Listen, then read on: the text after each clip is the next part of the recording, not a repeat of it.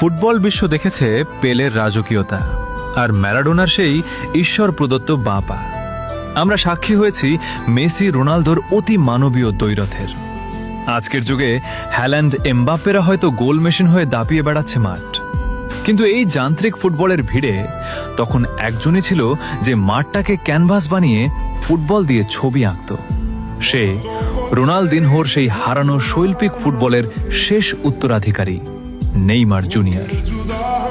লোকে তাকে ট্রফি দিয়ে বিচার করে, গোল দিয়ে তুলনা করে, কিন্তু তারা বোঝে না নেইমার কোনো পরিসংখ্যানের নাম নয়।